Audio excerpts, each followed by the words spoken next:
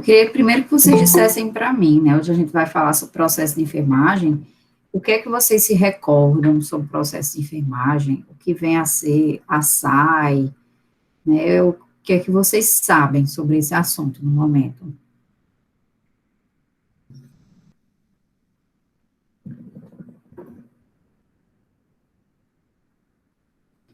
Vamos lá, alguma coisa vocês já ouviram falar, né, que vocês já tiveram aula sobre. Vanessa está sem poder conseguir falar. Chega a estar triste, né, Vanessa?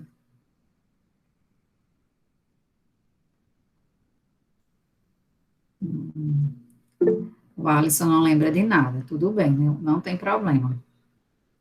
Vocês viram, foi em qual disciplina? Sei que é feito pela equipe de enfermagem, perfeito. Foi em Fundamentos 1, foi em quê? Foi Fundamentos 2, certo. A gente viu, eu não lembro muita coisa não também, não. Pronto. Mas eu sei que era o sistema, assim, acho que tinha a ver com o prontuário, com isso. Também, Tem a ver também com a anamnese do paciente. É uma coisa assim. perfeito, Joyce. Obrigada pela colaboração. A Aurilene também colocou aqui, sei que é feito pela equipe de enfermagem e que é uma avaliação no paciente e o enfermeiro dá um diagnóstico de enfermagem. Perfeito. Olha aí, já iniciamos, vocês já têm uma noção geral, né? Se falarem sobre o assunto, vocês vão ter enfim, algum conhecimento. Então, a gente vai se aprofundar um pouquinho mais, certo? Deixa eu compartilhar a minha tela.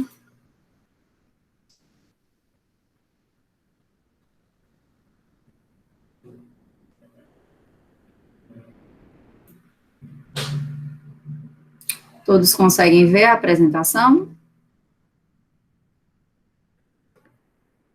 Eu estou conseguindo. Perfeito. Então, a gente vai falar, né, sobre o processo de enfermagem, o que vem a ser exatamente esse nome, e também a sistematização da assistência de enfermagem, né, que tanto é falado sobre esse assunto. Então, o que é que eu elenquei como objetivos hoje para a nossa aula? É um objetivo nosso conhecer os aspectos históricos da implantação desse processo de enfermagem.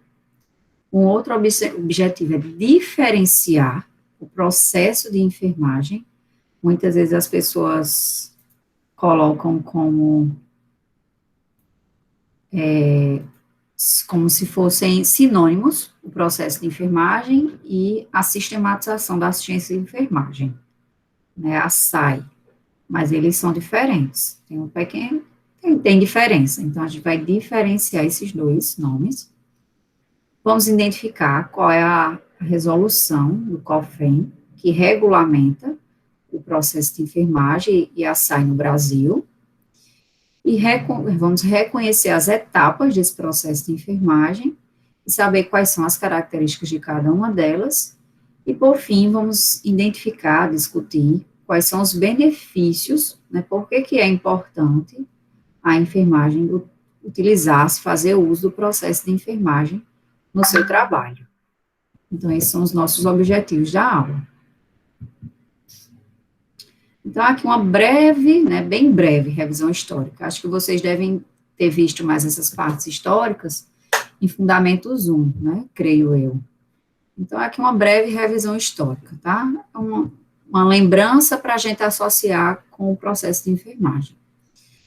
Então, a gente sabe que a enfermagem, né, moderna, como ciência, como profissão mesmo, ela tem quem foi uma grande precursora, né, porque antigamente a enfermagem era praticada como nos asilos, nas casas de caridade, naquela ideia mesmo da enfermagem, está prestando cuidados às pessoas, né, de forma caridosa, enfim, mas Florence, ela veio com uma visão diferente, né, Florence Nightingale, ela veio com algumas visões, com a teoria, né, ambientalista, ela foi observando que a enfermagem, ela poderia ser uma profissão, não era somente pessoas que cuidavam de outros, isso poderia ter um embasamento, né, científico, e esse embasamento e esse cuidado poderia ser pautado em determinadas ações, em uma teoria,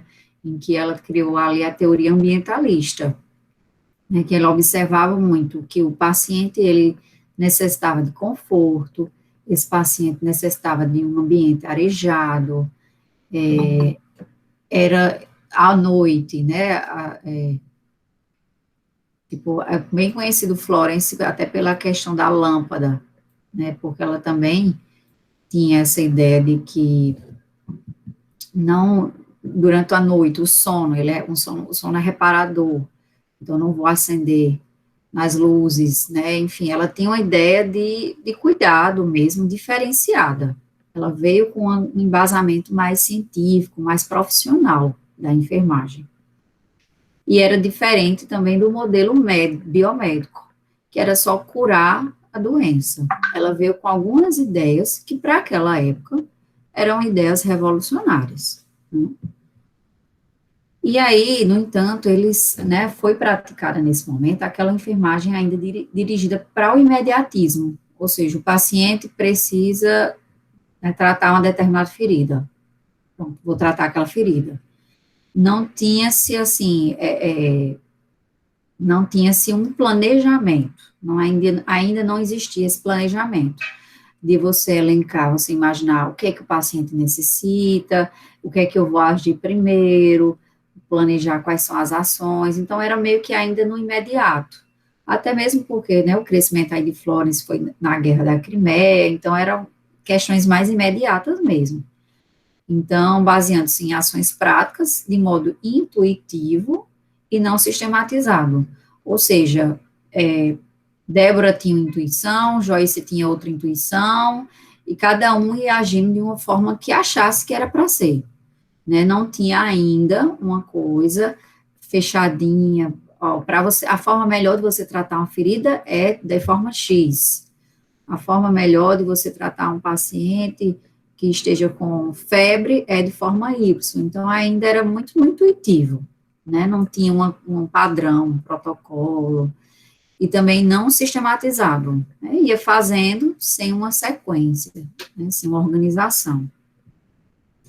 E aí, a partir da Segunda Guerra Mundial, existiram transformações no campo da enfermagem, né, em uma busca de uma identidade própria, né, para a nossa profissão.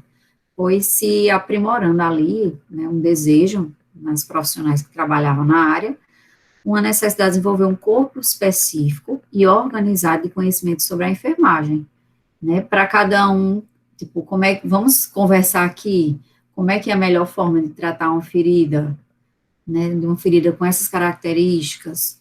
Então, as pessoas foram observando que tinha uma necessidade de você organizar esse conhecimento. E aí, o conhecimento, de toda forma, inicial, estava mais voltado para medidas de alívio, né, alívio de dor, alívio de febre, alívio de vômitos, enfim, eram mais medidas de alívio, não tinha uma ideia de promoção da saúde, de prevenção de doenças, apenas justamente no ambiente higiênico, né, que era o que Florence veiculava muito, a teoria ambientalista, de um ambiente limpo, arejado, com entrada de luz solar, mas não tinha outras visões mais amplas, né, então ainda estava muito para medidas de alívio e manutenção do ambiente higiênico.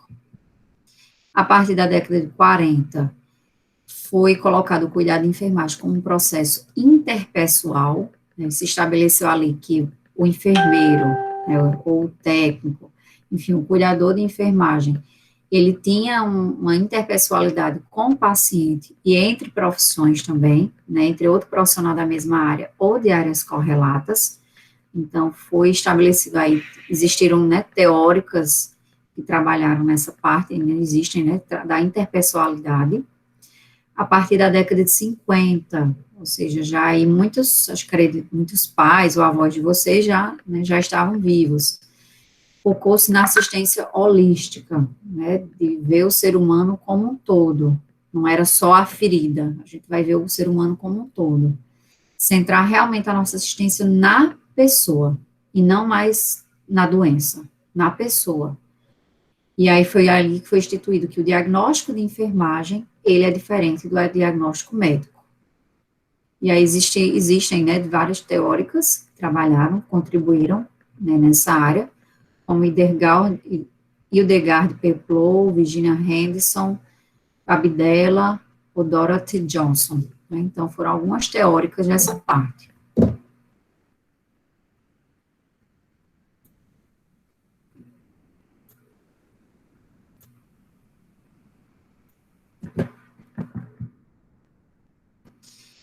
E aí, na década de 60, vários modelos teóricos de enfermagem foram elaborados para determinar o campo de domínio da nossa profissão. Vocês notam que a nossa profissão, assim, ela, há muitas décadas, centenas de anos, existem os cuidados, né, de enfermagem, mas como profissão mesmo, né, ela acaba não sendo tão antiga assim.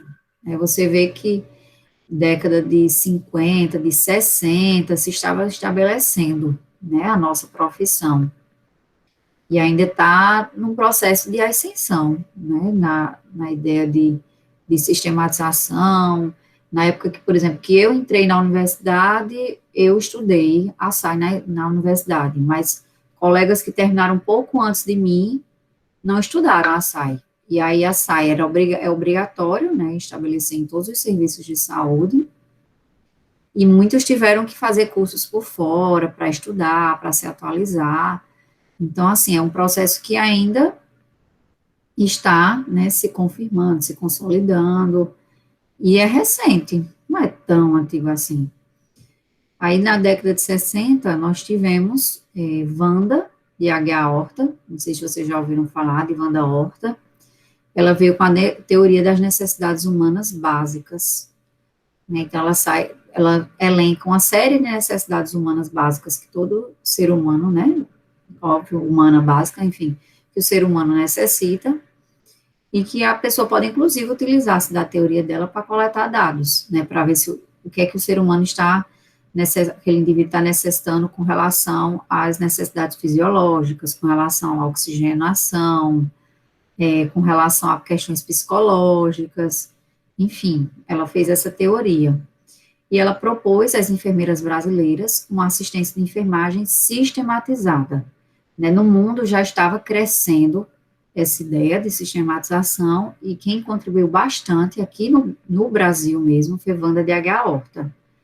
Eu tenho até, assim, acho uma grande curiosidade, por exemplo, a minha orientadora do doutorado, ela já é uma senhora, né, já tem mais de 70 anos, e ela foi aluna de Wanda Horta, né, então, assim, quer dizer que está bem ainda recente, né, para você ver como profissão no Brasil essa sistematização, da década de 60 para agora, né, há uns 60 anos, né, e desde a década de 70, a literatura sobre as teorias de enfermagem tiveram um grande impulso. Nas décadas de 80 e 90, muitos estudos sobre a enfermagem, e as teorias também passaram a subsidiar a nossa assistência. E estudos sobre SAI no Brasil, final da década de 80. Pronto, passo fazendo, né, uma ponte histórica, para vocês terem uma ideia, né, desse processo, dessa implantação do processo de enfermagem, da SAI, no nosso país, e agora a gente vai realmente conceituar, né, esses dois termos.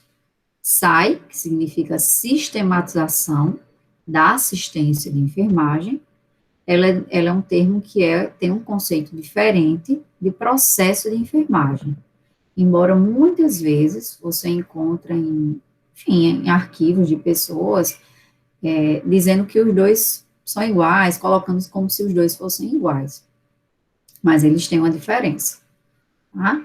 Então, quem é que pode ler para mim o conceito de SAI, segundo a resolução COFEN 358/2009?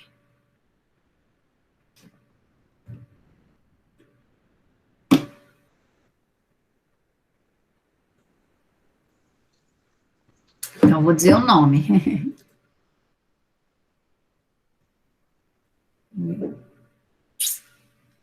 Marília, dê para mim, por favor.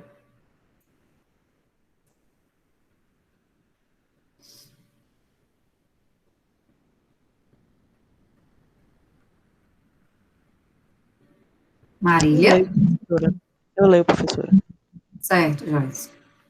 SAI organiza o trabalho profissional quanto ao método pessoal e instrumentos, tornando possível a operacionalização do processo de enfermagem.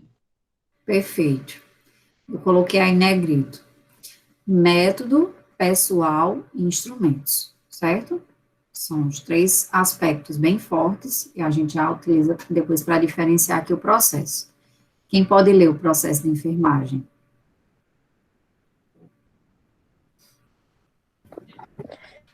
Tenho. O processo de enfermagem é um instrumento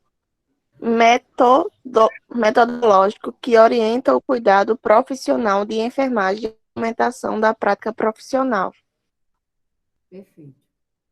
Então, por esses dois conceitos, a gente observa que o processo de enfermagem está muito relacionado ao qual instrumento metodológico que você vai cuidar do paciente, né? Qual vai ser essa metodologia, né? Digamos assim, o método.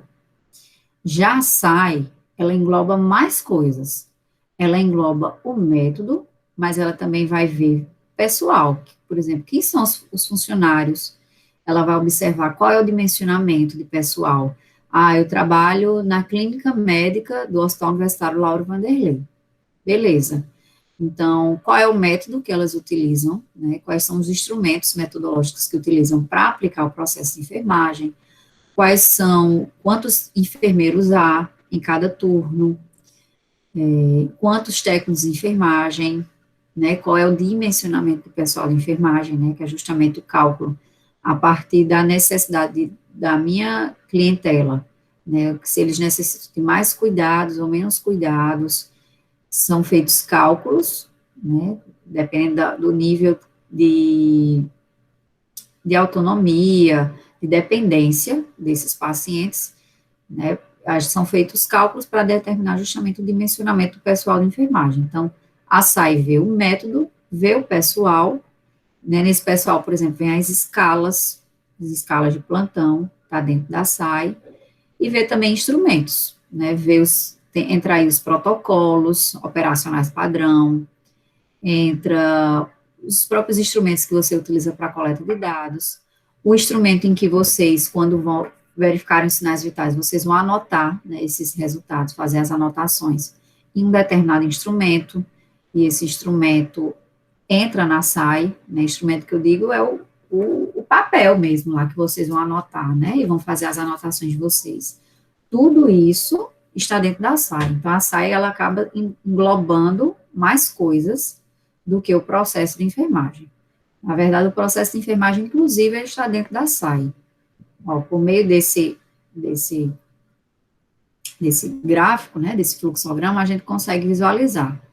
Aqui está a SAI, né, que ela atualmente é regulamentada pela Resolução COFEN 358/2009, e ela vai englobar o método científico, e no método científico, quais são as teorias de enfermagem, processo de enfermagem, consulta de enfermagem.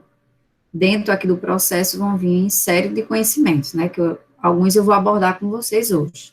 São as taxonomias, NANDA, NOC, NIC, CIP. Esses nomes vocês já ouviram? NANDA, Internacional, NOC, NIC, CIP? Ou não? Nunca tinha ouvido falar. Acho que eu já ouvi falar sobre a Eu não CIP. lembro.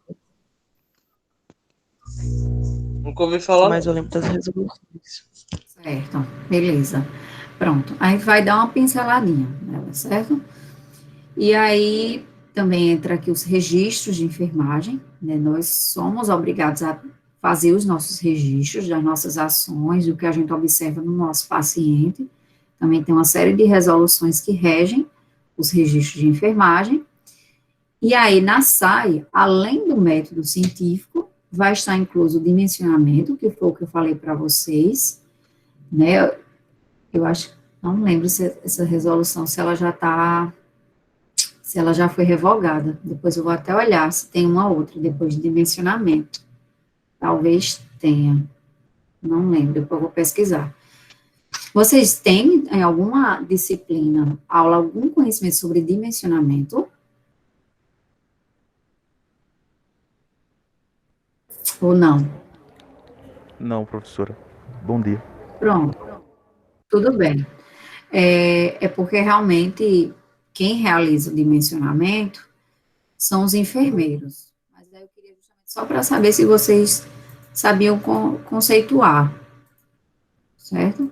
O dimensionamento nada mais é do que, como eu já tinha dito a vocês, não sei se foi claro, é o cálculo para observar quantos enfermeiros e quantos técnicos de enfermagem são necessários em um determinado setor. Então, esse cálculo ele é baseado no nível de dependência dos meus pacientes. Por exemplo, deixa eu ver, comparar dois setores. UTI, pronto. Uma UTI com a própria clínica médica. Professora, Pode dizer. se você me permite, na verdade, a professora Marcela até falou sobre isso, mas não enfatizando de forma mais, digamos, científica, entendeu? Ela citou que numa UTI, por exemplo, a relação número de profissionais paciente, ela é diferenciada em relação a uma clínica médica ou outra ala, por exemplo. Entendeu? Perfeito. Justamente porque são pacientes que têm um nível de dependência de cuidado de enfermagem muito maior, né? Grande parte desses pacientes podem estar sedados, estão entubados, né? Estão sondados com sonda vesical, sonda naso, muitos estão em nutrição parenteral, né? Pela veia, precisam de muitos recursos terapêuticos, então no dimensionamento de enfermagem é calculado que ali necessita de mais enfermeiros e técnicos de enfermagem, né? Não é, às vezes, dependendo do tamanho e do horário do turno, pode ter alguns dias que você vá no UTI que tem 2 enfermeiros, né? E pode ser que tenha um técnico para cada paciente, né? Dependendo do perfil daquela UTI. E tem uma resolução também, né, que rege o dimensionamento do pessoal em UTI. Existe um mínimo. Então, por isso que, tipo, eu tenho que conhecer qual é o perfil da minha clientela para eu poder fazer esse cálculo. Algumas vezes, você necessita, eu lembro até que quando saiu a nova resolução,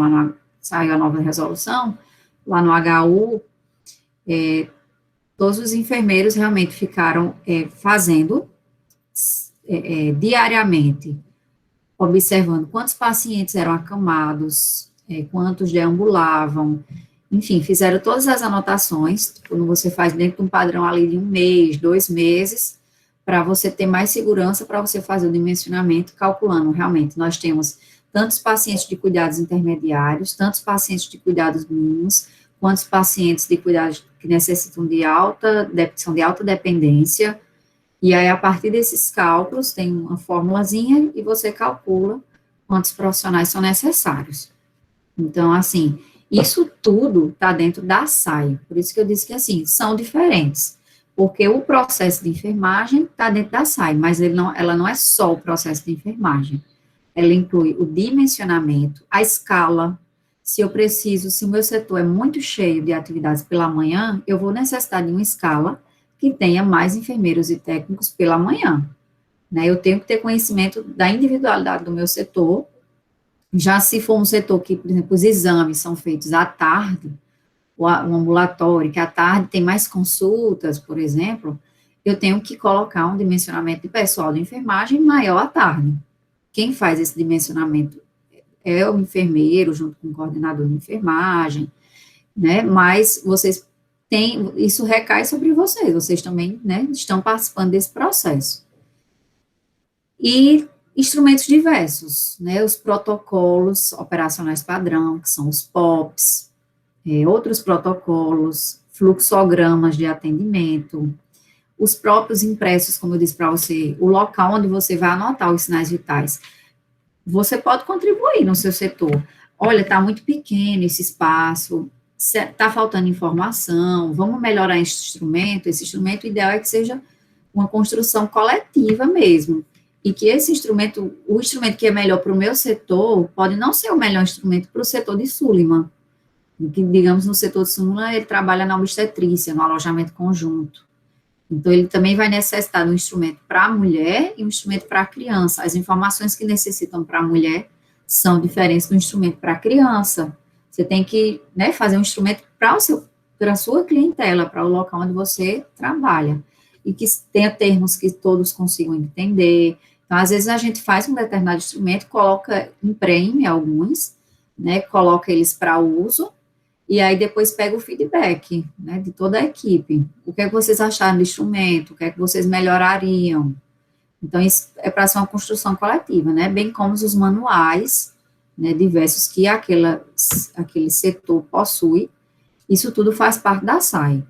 E a SAI é obrigatório que todo serviço de saúde, ele tenha, onde trabalham enfermeiros e técnicos, ele tenha regulamentado a SAI. Então, tipo, se o Corém chegar num determinado desses setores, ele vai olhar a escala, ele vai olhar os POPs, ele vai olhar os instrumentos, ele vai observar se está sendo feito o processo de enfermagem, né, e ele pode, sim,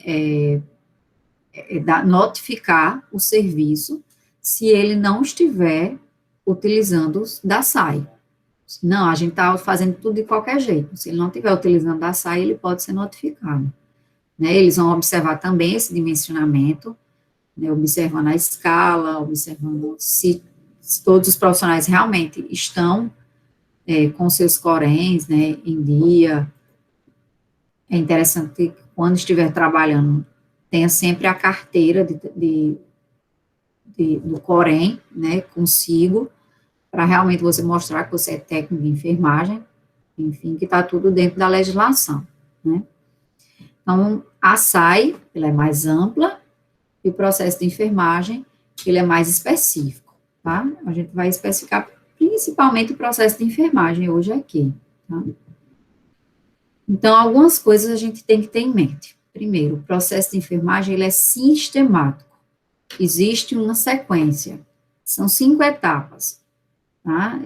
Que é o que eu vou apresentar a vocês. Agora, ele é sistemático, mas ele é dinâmico. A gente diz que essas etapas, elas estão sobrepostas e interrelacionadas. Por quê?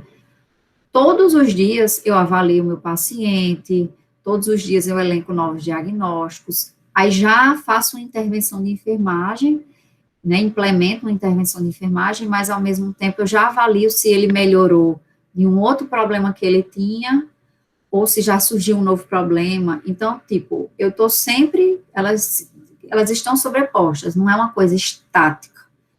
Nesse momento, estou só fazendo essa etapa. Pronto, passamos para a próxima etapa. Estou só fazendo essa próxima etapa. Só esta etapa, não.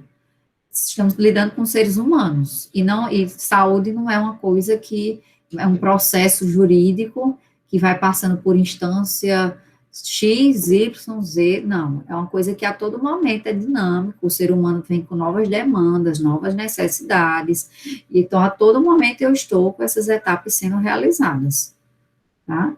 No mesmo momento que eu estou intervindo, eu já estou avaliando, então é por isso que a gente diz que elas são sobrepostas e interrelacionadas umas com as outras. É humanizado, né, a gente precisa levar em consideração quais são os interesses desse indivíduo, quais são os valores e os desejos dele. Então, assim, claro que tudo dentro da legislação, né? Não é um paciente que diz, eu quero eutanásia e eu vou realizar a eutanásia. Não. É dentro da legislação, o que é que ele tem de interesse? Se ele tem interesse, né, lá na pediatria, você se interessa por o quê? Você quer ir para a brinquedoteca? Você se interessa por tipo de jogo? Você quer pintura? Você quer desenho? O que é que você se interessa mais, né? Eu tento trazer o interesse dele para o tratamento, valores, né? A gente, né, trabalhar com transfusão sanguínea, nós sabemos que tem pacientes que são testemunhos de Jeová e que não desejam, né, realizar a transfusão. Então, existem valores, né, diversos que, né, devem ser respeitados, todos dentro da lei, né? E os desejos do indivíduo, né? Enfim, a gente tem que considerar o nosso cliente. Não é para ser, por mais que a gente fale muitas vezes o termo paciente, e algumas pessoas criticam esse termo, porque acreditam que esse termo, enfim, o paciente só seria um receptor, mas mesmo que às vezes eu utilize o termo paciente ou cliente, enfim, a gente tem em mente de que esse indivíduo que a gente está cuidando, ele também faz parte do tratamento dele. Ele, inclusive, muito do tratamento é dele. Hoje em dia a gente sabe que a cabeça, ela nos orienta muito, né? Ou levanta uma pessoa ou derruba completamente. Então, eu preciso que ele esteja se sentindo seguro, que ele esteja se sentindo, na medida do possível, atendido, né? Algumas vezes existem barreiras que são quebradas, né? Para que se possibilite um cuidado maior, né? Existem, principalmente aí está o cuidado paliativo, né? Vem muito por essa vertente, né? Então, às vezes, não é permitido a visita de uma criança na UTI neonatal, né? De um menor de idade. Mas, poxa, às vezes tem um irmãozinho, né? Sei lá, de 10 anos, que estava esperando ansiosamente a chegada daquele bebê na casa dele, e aí esse bebê não pôde ir, porque teve que ficar internado, e já faz, digamos, 40 dias, e ele não conhece o irmão. Então, tipo, existem algumas situações, né, que são conversadas, são dialogadas, e que às vezes são feitas permissões, visando justamente esse aspecto humanizado, né. UTIs mesmo, que permitem só a entrada dos pais, aí tem algumas UTIs que possibilitam um vidro para que os avós possam, num dia da semana, em determinado horário, conhecer seus netos. E já passei por experiência, inclusive, de o médico que está naquele plantão e a equipe de enfermagem que está no plantão conversar entre si e permitir que os avós entrem. Ou a gente vai permitir que hoje vocês entrem e que vocês possam ir até as incubadoras, conhecer os seus netos. Né? Então, a gente tem nessa perspectiva mesmo de humanização, né? E ele é dirigido a resultados. Eu planejo minha assistência, vislumbrando quais são os resultados que eu quero alcançar. Então, vejam que não é mais aquele imediatismo, trata isso e pronto, né? E não, eu planejo tanto aspectos que o paciente está apresentando problemas, quanto também eu planejo ideias de promoção da saúde dele, de melhorias para a saúde dele. Então, a gente foca em resultados, né, visando os melhores resultados da forma mais eficiente. Eficiente, você, tipo, tem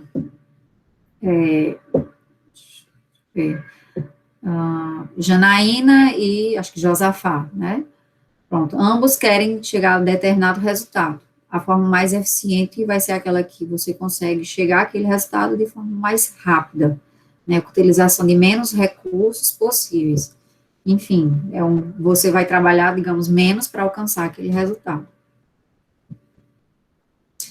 E aí, como eu já adiantei para vocês, o que regulamenta a sistematização e o processo de enfermagem no nosso país, é a Resolução COFEN 358 de 2009, e ela regulamenta em ambientes públicos ou privados. Então, por isso que eu disse, todo serviço de saúde é obrigatório que esteja implementada a SAI e o processo de enfermagem, seja ele público ou privado, em todos os ambientes em que ocorra o cuidado profissional de enfermagem e ela dá outras providências. Eu tinha como proposta, eu mandei até a resolução para vocês. Eu sei que já era tarde, enfim, não dava para ver. Ela é bem curtinha, assim, elas são 3,5 páginas. Vocês acham que é viável a gente dar 10 minutos para vocês realizarem uma leitura sobre ela, para a gente continuar, ou não? Podem ser sinceros. Não vai dar pra gente Professora, ler, eu prefiro que a senhora mas fala, Joyce. é bom, professora. Tipo, a gente pelo menos dá uma lidinha para ter mais ou menos uma noção. Não dá pra gente ler tudo, né? Ler, Ela é entender. bem... Eu sei, perfeitamente. Então, por Joyce, você acha que seria possível, né? Por Aurilene, você acha o quê? Também, uma lida breve. Exato. E é breve mesmo, é só porque eu acho que era interessante primeiro vocês terem essa noção dela, para depois a gente continuar a aula. Eu mandei lá, mas vou também botar o link aqui. Ó, tem ela, você lendo pelo site, ou tem como baixar lá embaixo, em anexo. Clique para download da resolução. Então, vamos elencar 10 minutinhos. Agora são 8h49, né, até 9 horas. Ela é rápida, não demora muito tempo, não. Mesmo para vocês terem uma noção, como vocês disseram. Tá certo? Vou até pausar a gravação para não ficar tão longa, eu faço em 2 partes.